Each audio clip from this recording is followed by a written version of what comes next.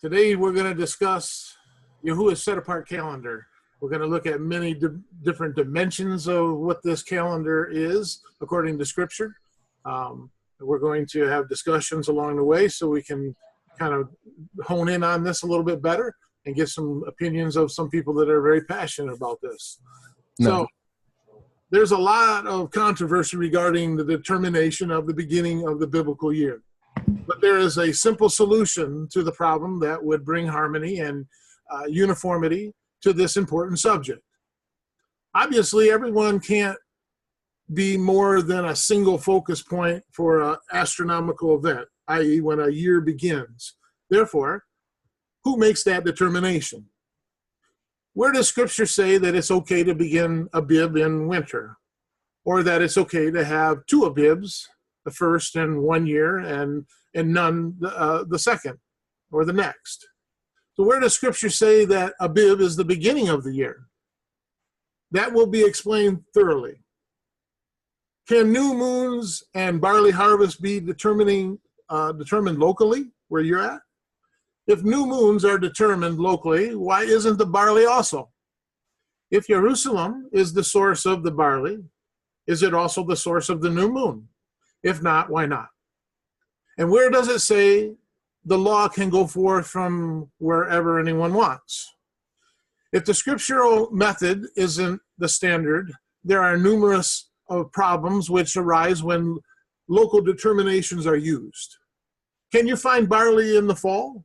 Not likely. So what about the Brazilians, the Australians, or others which have their seasons reversed? They probably never see barley at the right time. Those in colder climates wouldn't see barley at all. There are actual new moon or crescents in the polar regions. Don't know. That's something I don't know for sure. But certainly no barley is there. So what if there is a premature barley growth in the warmer climates closer to the equator, resulting in green ears as early as the latter parts of February? How could you start Abib that early? Would it be in harmony with the rest of the world? What if it isn't? Should there be 2 or 3 or more sets of Kadosh, or holy days, if you will? If Abib is before the end of the year, as some, and after the beginning of the year for others, or new moons are seen as much as 2 days apart, which Pesach, or the Kadosh set-apart days, will be correct? The Mashiach's or someone else's? The method that the Mashiach will be using, the ancient method of establishing New Year, or the new month, also known as the new moon, and then Pesach, in that order, however, using the Hillel method, which is the Jewish calendar of today, the method presently used by most and predominantly throughout the Kadosh days are out of phase by a month. All confusion is eliminated when Yahuah's simple instructions are followed. The year, which is the Shana, the month, the Kodesh, and the day, the Yom, i.e. the spring equinox, the new moon, or the new month of Abib, the 14th of Abib, as simple as ABCs in my opinion. This is why. What will Yahuah say when he sets everything from his throne in Jerusalem? The truth is, when Yahuah rules from Jerusalem and Yahusha, it wouldn't matter what anyone does or doesn't see. Both new moon or new month and green ears will be determined from Jerusalem, as it should be, because the Torah and the word proceeds from Jerusalem, according to Isaiah 2:3 and Micah 4:2. However, those who are not using Jerusalem as the focal point will have to correct their errors. Otherwise, they will not be observing the same set of Kadosh days as the Mashiach did. So determining Abib as a function of the Pesach is not scriptural. The equinox and then the Pesach or Passover and the Abib is not the correct order. That is using the equinox to determine the ending or in the beginning of the year, then determining Pesach or Passover to be after the new year begins, then setting Abib in relation to that as the last month of the old year before the vernal equinox and in winter, rather than the first month of the year and in spring, meaning after the vernal equinox is clearly in error. It would seem that observing Abib before the year begins will also cause problems for people coming to worship him at his appointed times. Considering the punishment of such stubbornness, I don't think it will be repeated too often. Do you? So, how were the green ears in the neck of the woods? Many see the immediate problems of local green ears, thus using Jerusalem as the focal point for the green ears, but not the new moon. But why not? Which new moon is the right one? These are all questions that we have posed and tossed. And there's also no scripture for actually looking for the barley in Jerusalem. That was when they were in Israel, or in Egypt, if you will. So these are talking points that we all have to consider if we're looking at those, but there is reason that they looked at the barley as well for certain reasons. So first, let's ask the question, why does Pesach or Passover have to come after the vernal equinox? Isn't it because there can't be two Passovers in the same year? Of course it is. There is no clear proof that the vernal equinox is the beginning and the ending of the year. You can't have the first month of the year before the year has even started. So we're going to look at the physical differences between the equilux and the equinox, because this is a determining factor in this discussion here. Is there anything we want to discuss about that before we continue, Brother D?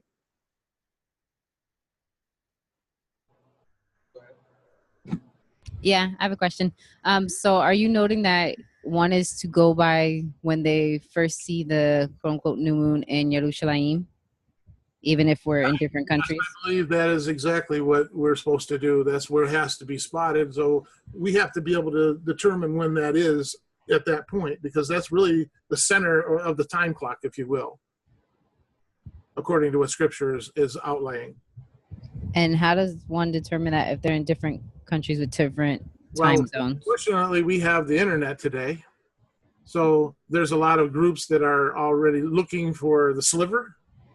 But also we have the ability now with software and stuff that it's determining it pretty close because of the cycles that the moon goes through.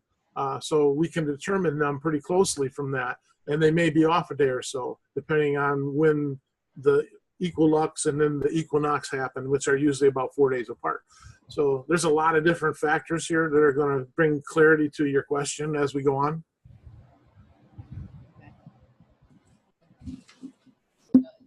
All right, anybody else? Jadiel, where you at? Let's see. Da-da-da. Go ahead, Jadiel. I unmuted you. Go ahead.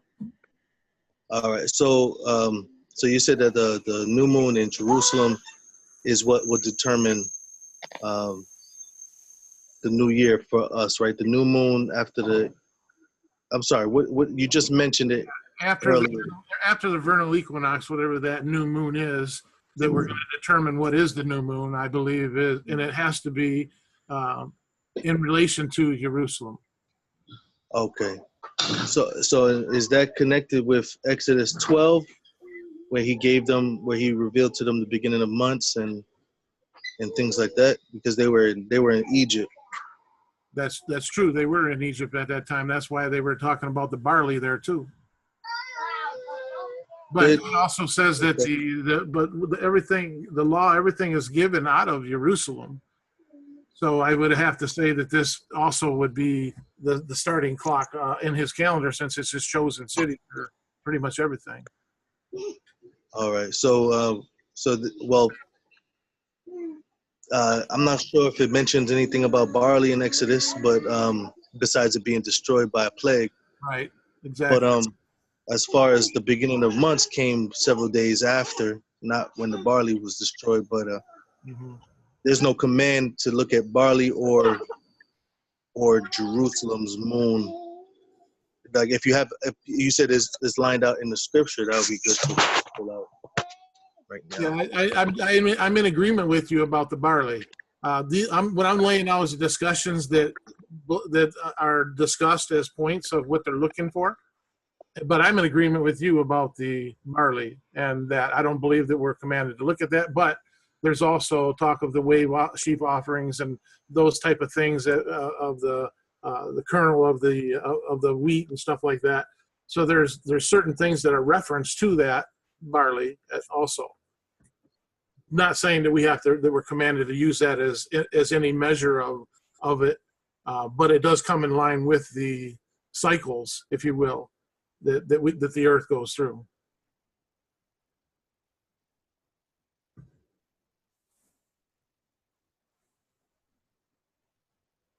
I think as we go through here, a lot of this, you're going to see how this is coming together. I'm just posing questions here in the beginning. Now, I'm not stating these are my beliefs, but I'm putting out there that these are factors that people look to, and then we'll clarify them as we go through them, because there's a lot of different beliefs about the equinox, which we're getting ready to expound upon here, and the equinox. So we can get a better understanding of what that is, so that can help us hone in on that part of it too. And there's a lot of sections that we'll go through here, and we'll clarify a lot of these questions that you just had right there. But I'm in agreement with what you're saying too. So, should I continue? Yep, you can continue, Brother Rick. I don't think there's any more questions. Thank you. Yes, sir. So we need to look at what the physical differences in between the equilux and the equinox, because there's two different equal light sources, if you will, that people are confused by what they are. So the physical day on which the sun crosses the equator of the earth causes the major change of the seasons, whereas the equilux is a relative mathematically calculated means of hours analysis. Identification of a day when the hour of the daylight and the hours of the night are approximately equal. See, the only place where we can experience the equilux occurring on the same day of the equinox is if we are at the resident of the equator. If you are resident at a different latitude than at the equator, then the occurrence of the equilux varies depending on your degree of latitude and distance from the equator, and whether you are in either the northern or the southern hemisphere. So in the northern hemisphere, the equilux can occur up to 5 days earlier than the equinox, depending on how far north you are from the equator. And in the southern hemisphere, the equilux can occur up to 5 days after the equinox, depending on how far south you are from the equator. So the reasons why some advocate the Jerusalem equilux is the beginning of the year, those who argue that the first day of the biblical year must begin on the Jerusalem equilux, the day of the mathematical estimation of the equal day and night hours occurring in Jerusalem. So based on their private theological interpretation of the book of Enoch, Enoch identified that at the great sign event of the beginning of the biblical year was the sun crossing across the equator and the changes of the seasons. Today we know that event as the vernal equinox. And Enoch identified that along with this astronomical event that marked a point in the circuit of the sun, the Hebrew word tekufah. Hey, Rick. Yes. I have a question. Yeah. It seemed like just right now, recently, that the last like two sentences, it sounded like it was like right here, equilux. It sounds like you're talking about equilux, and then There's like different things here because of where you're at on the equator, and at some point when you are at the same point on the equator, you can actually have the equilux and the equinox together. But the farther you get away, it changes the day and it expands it out to 5 days either way, depending on where you're at in the hemisphere. Can you hear my voice okay? Yes, I can hear you. Because I didn't form my question yet. I was trying to say that in the sentence you had here, it says those who argue that the first day of the biblical year must begin on the Jerusalem equilux, right? The day of the mathematical equation, right? It keeps going, 9 hours. Do so based on their private theological interpretation of the book of Enoch. Enoch identified that at the great sign event. So now you're going to equinox. So basically you're saying they go based on their theological, but Enoch says otherwise. Is that kind of? Yes, that's what I'm bringing out there. Is okay. Enoch has a different basis where it's the equilux or the equinox versus the equilux. Got you. I just wasn't sure because how like however Enoch would have Yeah, I thought it was a probably continuation should of put the a train of however thought. That's all. No, I just had a clarification question. That's all. All right. in there. Good. I'm good. All righty. And the Hebrew word tefuah and an associated sign that of the equal day and night hours also occurred. In this revelation, we see that Enoch is indicating that in his day, the equator was closely positioned in proximity to the covenant land at that time. This is because the occurrence of the equinox is highly dependent on the refraction of light on the surface of the earth. See, the astronomical testimony of the creation reveals that there is only place where the equinox and the equinox occur simultaneously on the same day.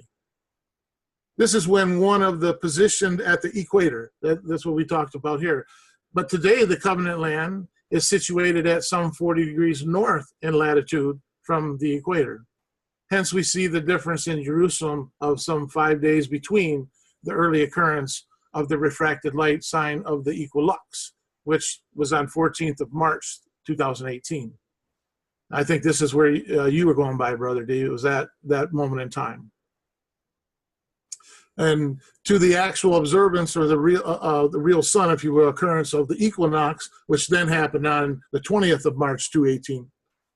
So now, why do some folks single out the equinox sign from Enoch's testimony and choose it as being the authoritative sign of the beginning of the biblical year, while completely ignoring the greater event of the sun's traverse of the equator, reflecting a point on the Earth's true orbit around the sun, which is globally measured on a single day? See, the meaning of the Hebrew word tefuah is the circuit of the sun, or the going around, as it is understood from the written scripture. The observation of the sun reflecting the astronomical event and ending of the Earth's annual circuit of the sun is the biblical term of tekuphah. And it's a term of astronomy that has entered common use is the equinox, which translated from the Latin roots roughly means equal night. But most people think that the spring or the vernal equinox and the fall or the autumnal equinox are the days when the length of the daylight and the length of the night are equal. Close, but not quite right. As the days lengthen from the winter towards summer, there certainly is a dark during which the length of time we see the sunlight and the length of time is dark are roughly the same.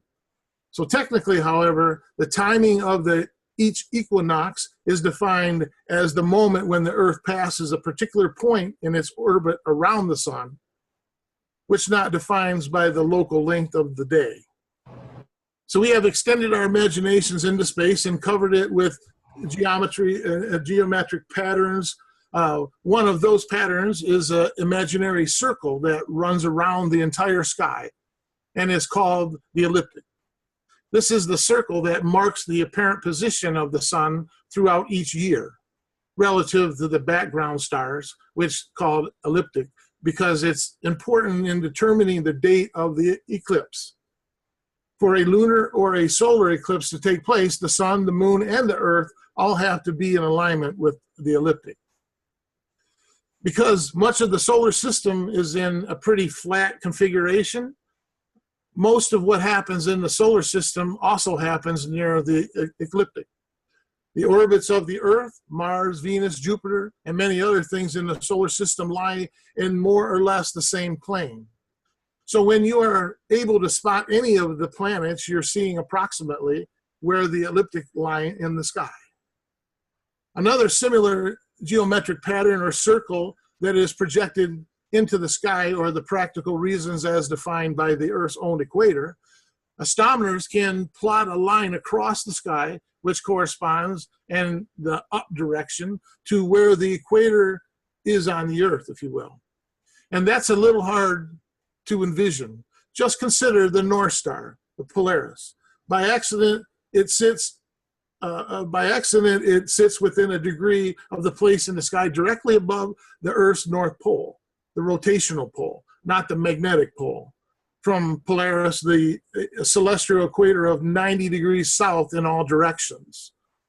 So two circles projected upon the sky, or picture an orange with two rubber bands around its middle that cross each other as viewed from the inside. They are tilted with respect to each other by the same amount of the Earth's rotation. It's tilted relative to the position of the sun, around 23 degrees, they say. So each equinox is defined as the time at which the Earth passes the place where the two lines cross. At that moment, the determinator, the place where the sunlit side the Earth and the night side the Earth meets at the right angles to the Earth's equator.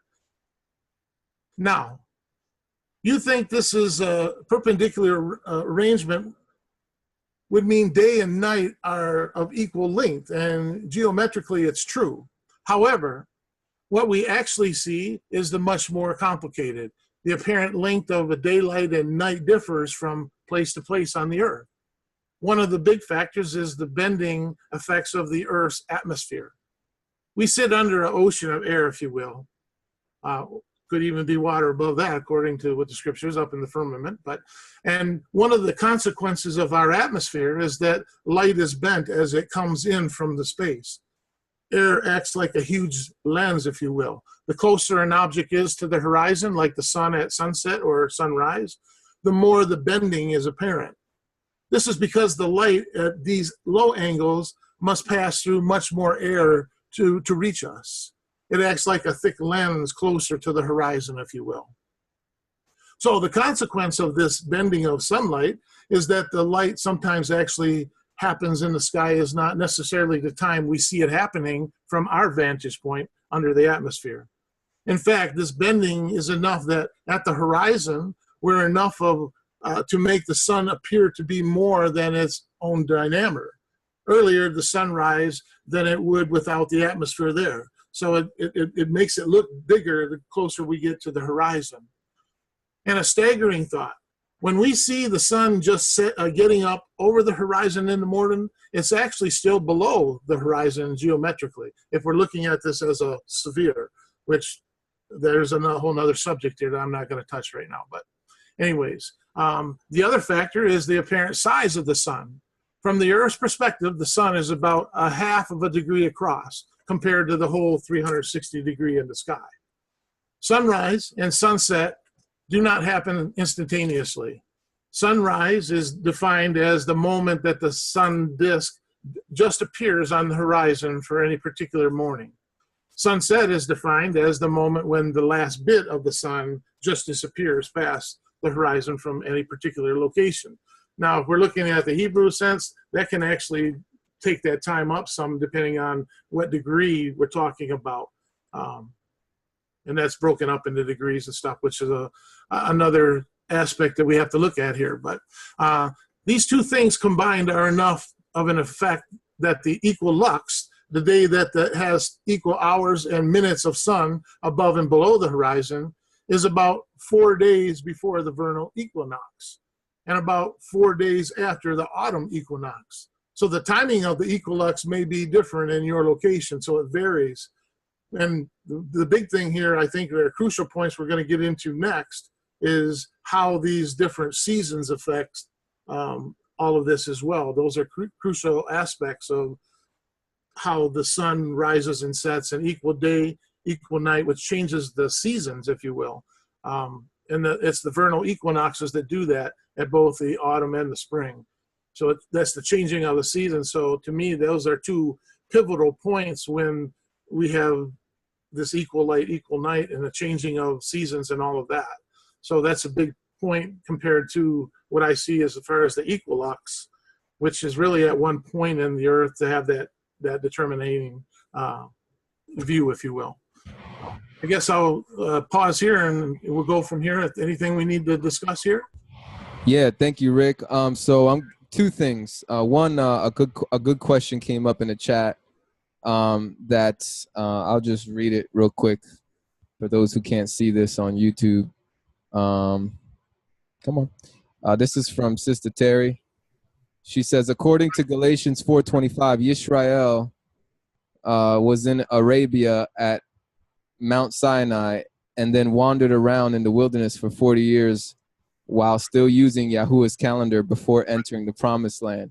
So how did they determine if they were not near Yerushalayim yet? How far, I would say, how far is that really away from there? Are they still able to see it in the circuit maybe? That's a good question to pose, because where were they at in that wandering? How far is that from the promised land, I guess? Right. It might be in the same time zone is what you're questioning. Right. Okay. Right. That's a fair answer. My thing that I was going to share was so what I'm gathering so far is if I was to distinguish equilux versus equinox is when the sun is in the center of the equator or whatever, right? Which is a universal occurrence, which would be the same occurrence for everyone on the earth, versus equilux happens depending on where you're at on the earth to get equal day and equal night. So you going by the equinox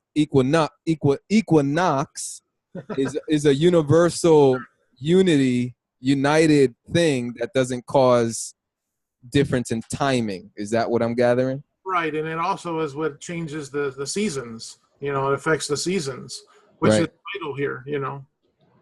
Right. Okay. I'm liking that. That's all I got. Anybody else have anything? I see Tobiah. Where'd he go? Where'd you go, Tobiah? Did you put your hand down? Oh, there you are. Unmute. There you go. You're on, Tobiah. Oh, you muted. I'll try to unmute you again. There you go. Yeah. Shalom, brother. Shalom. Okay, yeah, so that's how I perceive it too. Equinox can be universal no matter where you are on the globe, because it's based on the position of the Earth and the Sun and their correlation and rotation in the universe. And then equilux, it has more to do with the tilt and stuff and such of the Earth. But so, from what I understand, in the beginning in Genesis, our Father created the lights, two great lights, and He said He used them for times and seasons and days and weeks and months and years. And so back in the day when they're coming out of Egypt, our sister was just talking about them in the wilderness. They were even all the way up until the time of Messiah when it talks about that at the 6th hour, the sky was darkened until the 9th hour. And at the 9th hour, He cried out with a loud voice. It's talking about the portions of the day, as Messiah talked about, they're not 12 portions of the day. Back then, they weren't so far removed from using our Creator's actual timepiece, which is going to correlate through the day as it does through the week and through the month or the year, so on. But back then, they used sundials. They didn't have wristwatches on their arms. And you can determine the equinox by use of these devices pretty simply, and what time of the year it is and when the equinox is and so on. By simple. This isn't a device you had to be. I mean, you could make one of these things out in the woods, It has to do with shadows in the sun, the timepieces that we have been taught to ignore. And we don't follow up so much. Like one of us can go out there today and say what portion of the day it is based on the sun without no wristwatches, no clocks. Because them things are man-made faultiness to begin with. I mean, they don't even function as they tell us they do. They throw everything in a mix-up. The day begins and ends in the middle of the night. The year begins and ends in the middle of the winter. I mean, how many times do they gotta jack it up for us? But I guess what I was.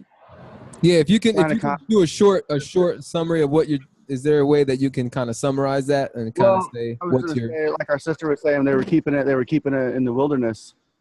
I could see them doing that pretty easily with the device by being able to tell the equinox, Gotcha. So you can see you're basically saying that they were able to tell Jerusalem's timing with the device that they had, which was most likely some type of sundial.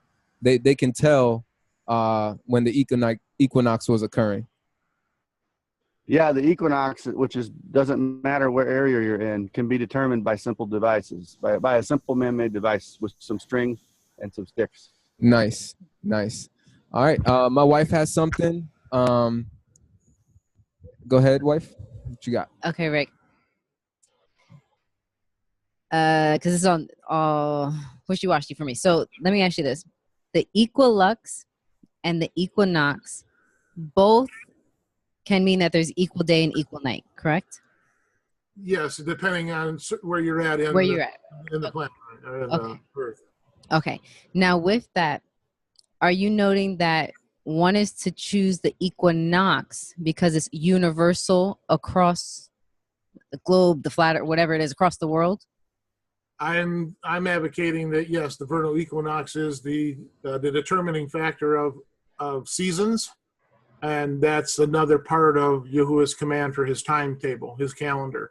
The constellations have to be in the right place, so you don't start the new year in winter. You start it in the spring, and that's after a certain moment in where everything lines up properly, and that's where I believe where with the equilux it's more of a mathematical determination. It doesn't have any effect on agriculture or seasons or any of that stuff. And it's only can be determined really at the equator. So that really doesn't help us in determining seasons wherever we're at. So I think the equinox plays that role perfectly. Okay. So it's with the equinox. So with this, if we have no internet, right, how does one being exiled determine the dates? And if it's supposed to be in Jerusalem, if we're here without the internet, I know we have the internet, but without that, if we're in the woods and we're in a community and we don't have that, how do we, I would have to say that it goes back to what Brother Tobias was saying about the simple devices that we can determine where we're at in the seasons. We can look at it just as the ancients did. It's a little harder now because of all the lights that we live around in cities and stuff. But you can still understand the cycle that the moon goes through, and it does the same thing over and over again. So does the sun. It goes through its circuits, and all of these equinox are points in the year where it's a determining factor. The stars are going to be in the right position so that the zodiac of signs, if you will be in the right locations in the sky, which is the changing of the seasons at that moment. So they're all in sync. If you can think of a watch, and you got the big hand, the small hand, and the second hand, and all those, there's all different aspects that have to come into alignment here. I believe that he's orchestrated within the things he's told us to look at. okay. That's So, right. so with that, let's say with the sundial or a simple device, if we're here in America and we didn't have the internet, then that means that we can still determine the feast days without seeing the new moon in Yerushalayim. We may be off a few hours, right? But we can still determine the feast days without. I believe so. I believe he's given it to everyone to see wherever they're at. Okay. All you got to do is understand it and pay attention to it. That's what they did. They had to watch it. They had to go see it go through its cycles and to understand how those cycles worked. All right. Thank you. Yes, ma'am. All right. Anybody else got any questions? Hands up. I'm looking for hands. I see Roy and Karina.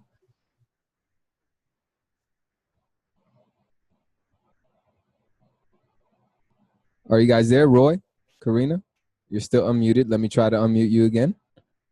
I apologize for the delay with this unmuting button for some reason.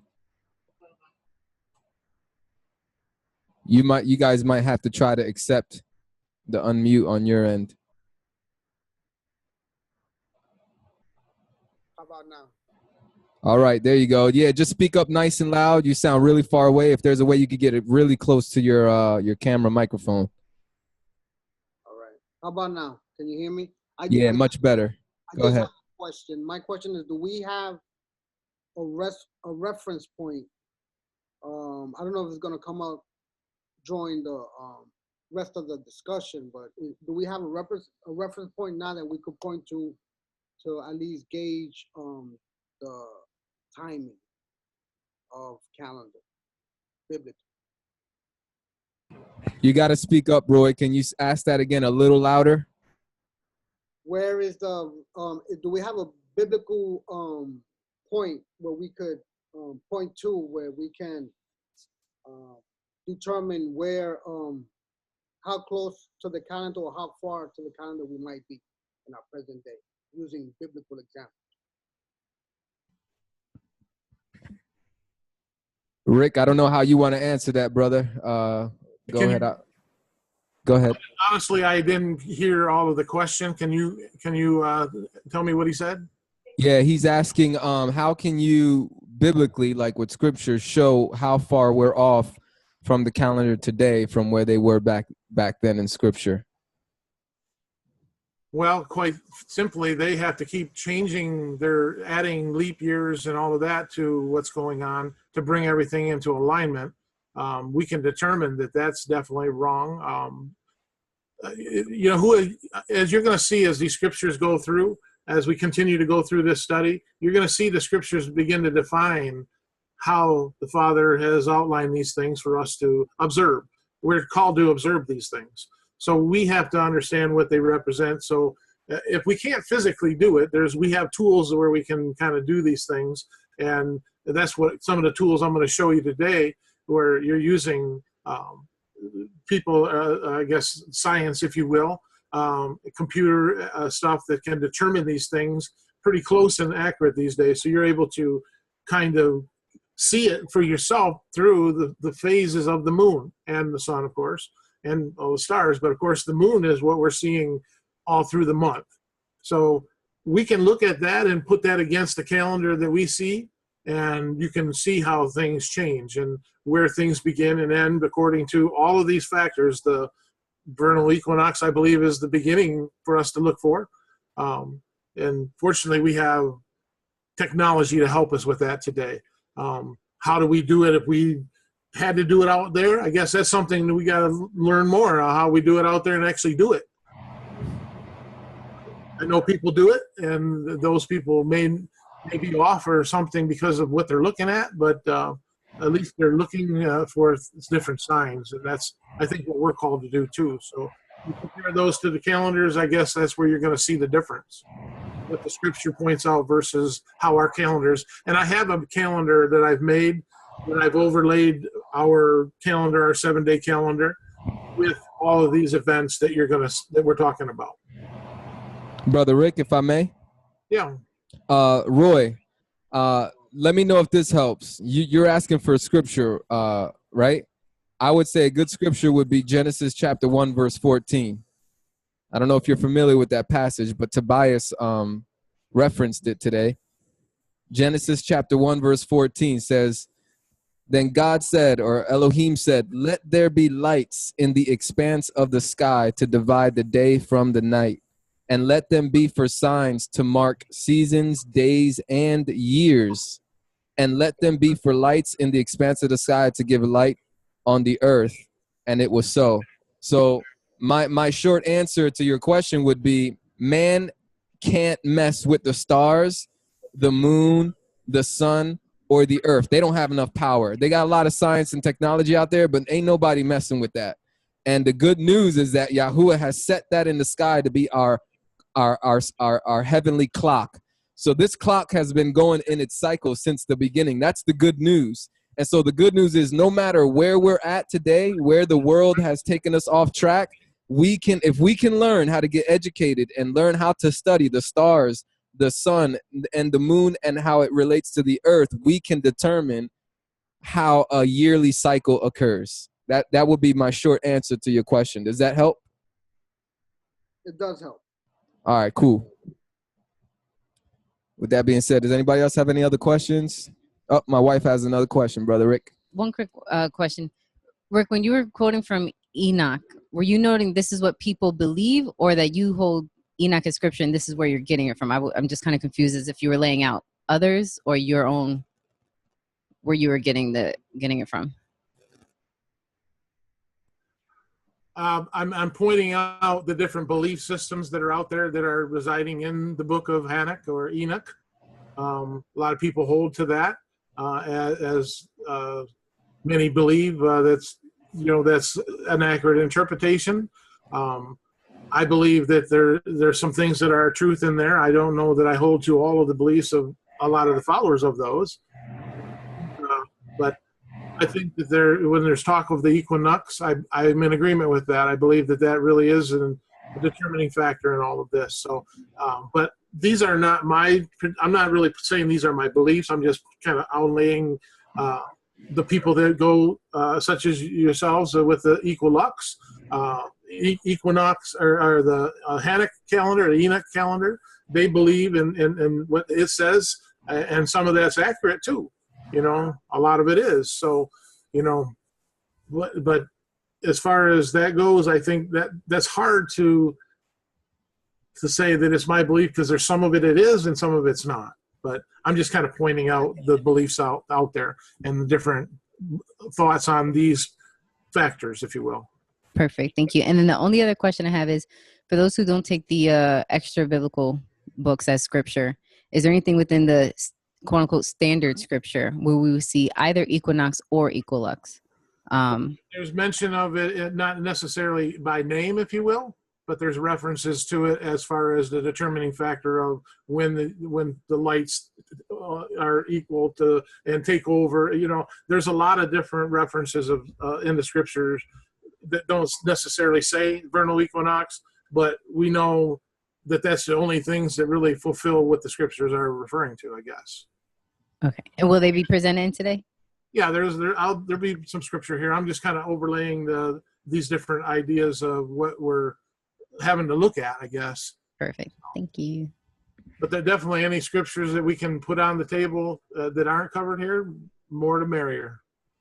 All right. And I'll let you continue, Brother Rick, but just real quick, in the chat box, somebody said, read Enoch chapter 72, the whole chapter. So that's just for FYI, just for the record on the video. All right, brother, you can continue. All right. Another crucial point. The year is an astronomical event determined by the sun. It's the point at which the revolution of the earth around the sun comes to complete its yearly cycle. The sun determines the year. And that returning point is the vernal equinox, in my opinion. Determining the Pesach, or Passover, after the beginning of the new year, i.e. after the vernal equinox, then setting Abib first before the vernal equinox would be allowing Pesach to be in the new year, but setting Abib first before the year ends, i.e. before the circuit of the sun is complete at the vernal equinox. This is still in the winter of the previous year, which is in Abib. This is the reason for the intercalculary years, i.e. the additional of the extra month, if you will, so that the first new month or new moon, if you will, after the year, the Shana begins, i.e. after the vernal equinox, is Abib. Thus, Abib is of the year and the beginning of months, not the beginning of the year. The Gregorian calendar is part of the problem here. Is Julius Caesar, who accepted January 1st as the beginning of the civil year, or Hillel III, who changed Abib calculations, or Pope Gregory, who set January 1st as the beginning of the year, and Easter according to Hillel's unscriptural changes, the arbiters of time started the year on the first day of the first month which is inherent from the pagan Rome. Both civil and eschatological, influenced by the Hillel, the Talmudic, or the Talmud, if you will, the changes to the ancient scriptural practices. See, these changes made the Abib first completely dependent on the Pesach, or the Passover, rather than having the Pesach or Passover dependent on Abib. For example, if the spring equinox is to fall on March 20th, then the Abib can't be any earlier than March 7th. Why? It isn't because the Pesach is first calculated and must be in a new year. Absolutely, if then the vernal equinox marks the beginning of the Shana, or the year, why is Pesach, or Passover, calculated first in relation to the new year to determine which month is Abib? That is just wrong. It shouldn't be hard to understand that the great light that determines years is the sun, because years are made of days and the sun obviously is involved. Nowhere does scripture mark the beginning of the year with the moon.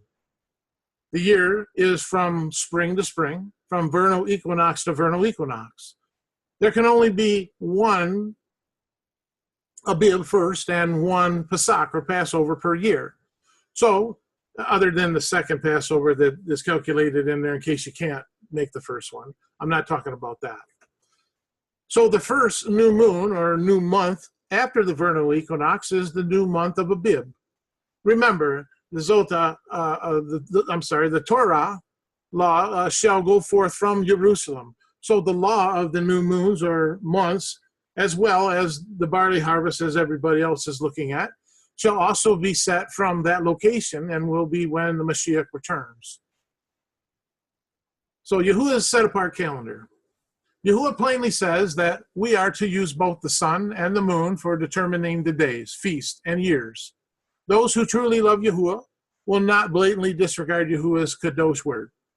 Genesis 1:14, which Brother D already mentioned, and Elohim said, "Let there be lights in the firmament of the Shemayim to divide the day from the night, and let them be for signs and for seasons and for days and years." See, these lights correspond to the sun, the moon, and the stars, or the constellations, if you will. The question is, how are they used? An in-depth examination of the above highlighted words will help make the meaning clear. Let's look at signs. It indicates a sign or a beacon from the Strong's number 226. The oath, it is from the H225, in the sense of appearing, is a signal, if you will, literally and figuratively. As a flag, a beacon, a monument, an omen, a prodigy, evidence, etc. It's to mark or a miracle, a sign, or a token. Seasons. It indicates a returning point or gathering point from 4150, the Moed, which we find in 2 Chronicles 8:13. So a Moed from H3259 is properly an appointment. And it's a fixed time or a season, specifically a festival. Conventionally a year by implication, an assembly as convened from a definite purpose, such as these feast days. Technically, the congregation, by extension, the place of meeting, also a signal as appointed beforehand. It's appointed as a sign and a time. It's a place of solemn assembly or congregation, a solemn, a feast, an appointed due season, a solemn, or in the synagogue, a set time that's appointed. The next would be a day, which is 3117, a yom. From an unused root, it means to be hot, a day, as the warm hours, whether lit from sunrise to sunset, or from one sunset to the next, or figuratively, a space of time defined by an associated term, often used as like age, or always, or chronicles, or continually, or continuance, a daily, a birth, each to a day, now or a 2 days agone, an elder, an extend, an evening, everlasting, more, full, or exful, life, as so long as you live, even now old plus outlived or perpetually, presently remains, required or a season, a sense of space, then a process of time, as at other times, in trouble or weather, as when the within a while, or that all these come into being, it's that being younger, or being a full year of age, if you will. And we look at the years, 8141, Shana. In the plural only, Shana is the female. And it's from the H8138, which constitutes a year as a revolution of time. A whole age, or X long, or the old year. A year, which is 365 and a quarter days, equals 365 days, which is 8,760 hours, plus 5 hours of 49 minutes and 12 seconds. That's how they break that down into the very seconds. Well, that kind of goes against what Enoch talks about. So there's something of interest there. So while there are a wide range of meanings for the words individually, when used together in a certain way, the choices become more focused. In the case of Genesis 1:14, it is clear that the sun and the moon and the stars, or the constellation, are working in harmony for the establishing of the yearly cycle, as well as the various seasons and the annual kadosh days, or appointed times, if you will, that we're looking for. That certainly includes determining the Shana, the years, as well as the Moed, the appointed times, which is also a time of assemblage or gathering. This is why we're required to gather together. So what determines when a year begins? We must remember that there are three things to observe: the sun, the moon, and what some say the barley. I don't really necessarily agree with it, but it also is written in Scripture too. So let's take a look at that and see what they say. As Yahuah set his calendar to begin in the spring, Exodus 12, verses 1 through 12, the vernal equinox is regarded as the beginning of the year. The day then begin to grow longer, and the earth stirs to new life, and the new year begins. Exodus 12:2, the month shall be unto you the beginning of months. It shall be the first month of the year unto you. And this is what we're looking at with the Pesach. This is where we're talking about. So we should stop and look at Exodus 12:2, which we've examined many times in this group, because while it says Abib is the beginning of months, it also says it's the beginning of the year, but only that it is the first month of the year. So generally denotes belonging to rather than any sense of initiation. This is easily seen as phrases such as face of the deep, the Ruach, or the spirit of Elohim on the face of the waters, the firmament of the Shamayim, etc., where the subject is connected to the object of the preposition. So this should be understood in the sense that the month of the year belongs to the year. Since the months are lunar observances and the year are solar observances, it is easily seen that the lunar months do not determine solar years. What then is a year? Did the Hebrews know what a year was? Well, of course they did.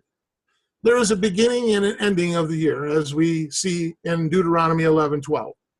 A land which Yahuah your Elohim cares for. The eyes of Yahuah your Elohim are always upon it, from the beginning of the year even unto the end of the year. It should be seen that there is a definite beginning of the Shana, or the year. There's a definite ending of the Shana, or the year. Abib is not mentioned as the beginning of the Shana. There's nothing to connect the Kadosh months to this determination of Shana, or the year. The fact that Abib is not even mentioned in connection with the beginning and the ending of the year is highly significant. Had Abib first actually been the beginning of the year, i.e. the Shana, all ambiguity would be easily erased. Therefore, Shana is not determined by Kadesh, or months.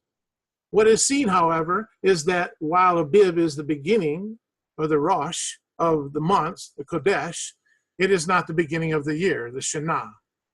Ezekiel also indicates that the marking point of the yearly cycle, placing the first month after the beginning of the year, according to Ezekiel 41. In the 5th and the 20th year of our captivity, in the beginning of the year, in the 10th day of the month.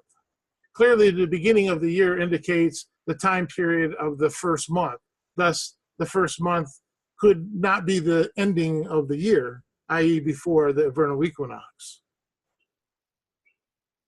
Historical evaluation of the ancient calendars can help us define this a little bit more. So from the ancient Babylonians and the Sumerian times, the vernal equinox marked the beginning of the year. The early Hebrews also borrowed this system. The vernal equinox, when the sun enters the northern hemisphere, about March 21st, or March 19th through the 22nd, if you will, and when there's approximately equal amounts of daylight and night, according to John 11:9. From an astrological viewpoint, this time is when the sun is in the constellation Aries. Aries is an astronomical division of time corresponding to about March 20th or 21st to April 19th or the 20th. So the first sign of the zodiac, i.e. the first on or after the vernal equinox, if you will, is the first, and that's the constellation as it comes through after the vernal equinox. So that takes us in and it constitutes the beginning of that year, as well as the month of Abib. So while the Hebrews didn't possess a highly developed astronomical calendar of their own, they were familiar with the calendars of those around them, making them knowledgeable of certain astronomical regularities, such as the equinox and the solstice. Hey, Brother Rick. Yes, Brother Rick, I got a question. Yes. Are you saying that the Hebrews borrowed the correct calendar from the Babylonians? No, I'm saying that they did. They did take components of them and the Sumerians, because they were during those times as well, and they were all looking at the same marks in the sky, if you will. But they came out with different. If you look at the Babylonians, they really focused on the moon. What era are you talking about? Can you give me a date of what time in history this occurred? I would have to go back into some notes, but the Babylonian times, when they were in their captivity during that time. Okay, Babylonian captivity. All right. Yeah, I don't know how I feel about that. But thank you for clarity. I was just checking to see if that's what you were saying. Because it seemed like we were agreeing that they already had a method to look at the months. And they did, but there was also a lot of that was in agreement, if you will, or borrowed from these other ancient civilizations that looked at the same things and understood, how the things worked up in the sun, moon, and stars and all that. Well, we can say this. How about this? I'll throw this out there. Abraham, the father of Isaac and Jacob, was originally from Babylon, and we can probably, I guess, assume, or I would assume that man or somebody on the earth knew how to tell time. I might even go back as far as Adam knew how to tell time, but somebody knew how to tell time, because it was established from the beginning. And then if you want to get into it, I mean, Enoch talks about the angels or the messengers teaching men certain things, different trades and different things. I'm sure calendars and clocks and stuff of the sky was part of that. Anyway, just a thought going in my mind. So even the Mayans, if you look at them and their ancient calendars and stuff, how accurate they seem to be according to all of that too. So we got Mike and Abigail raising a hand just to let you know. Okay, go ahead. Okay. Let's see here. Man, there's so many people in today, and I gotta scroll through this list and find people. Okay, Mike and Abigail. Can you hear me? Yep, we can hear you now. Go ahead. Okay, no, I was literally just gonna say exactly what you said about Abraham. That Abraham, that he came from Ur, which was the land of Babylon. So it wouldn't be a surprise for him using the same calendar. And since again he was the father of all the Israelites, then it's not a far stretch to say that they probably use the same type of calendar, if not the very same calendar. It's just how they interpret that calendar is really the differences, Yep. If the calendar still stays the same, then, kind of the same as when does the day start, it's the same calendar, but, some people observe a different time of that calendar, if you will. Yeah, cool. That's all I was going to say. All right.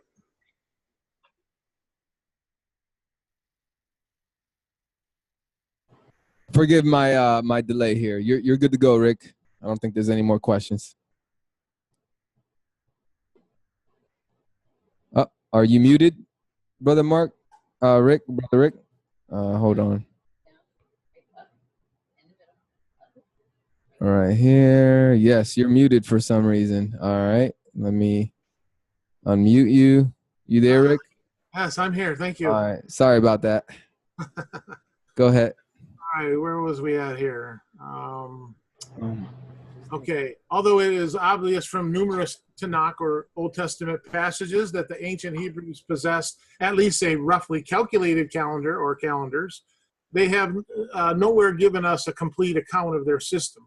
Now we know that the priests calculated the time and helped a lot with that, and that's where the people look to a lot for the accurate calendars. But it's interesting during that time how all this got erased from the people, you know. So it was the highly developed astronomical and calendrical science of the Babylonians which opened the way for more accurate and refined calendars among the Hebrews, because of their beliefs, how they track things. A lot of that stuff was passed on, as you can see through their time when they were in that captivity. It changed a lot, but not saying that they were wrong in how they observed it, but just how they, I guess, the days that they chose and how they calculated it, how they followed the moon versus the sun, the moon, and the stars, which is how we're commanded to do it. So the lunar solar calendar is in all likelihood, the early Israelites followed a Canaanite calendar, I believe. The calendars combining both solar and lunar reckoning were, however, widely used throughout the Near East, even in very ancient times. And the Hebrews probably always had the lunar solar calendar. The Babylonians gave Semitic names to the months, but in most other respects, this calendar was substantially the Sumerian calendar of Nippur, as observed in the third dynasty of Ur, which was ca 2180 through 1960 BCE. See, this calendar reckoned the year from one vernal equinox to the next, while counting the months from the new moon to new moon, with an added month when this was needed to make up the discrepancies. Now, I've seen, as Brother Yadiel has, that this one automatically gave us a 13th month to make the corrections, I believe. So I believe as we continue on, we're going to see these corrections naturally, and that's how we can follow them if we continue to observe how they go. All right, Brother Rick. Hey, we hit the hour mark. I wanna end the first session here. Okay. Real quick, does anybody have any last questions before we stop this session regarding what's been said so far? Going one last run here, checking to see if anybody has any questions. No? Going once, going twice. All right, the only thing I would say so far, Rick, is in the future, when you're presenting information like this that's outside of scripture, if you can cite the sources so that it'll make it better for us who's reading your material to go back to those sources to check into it to verify a lot of this information. So that's the only thing. But other than that, we'll end the recording. Oh, you were going to say something, Brother Rick? Nope, I got you. All right, I'm going to end the recording here. Shalom.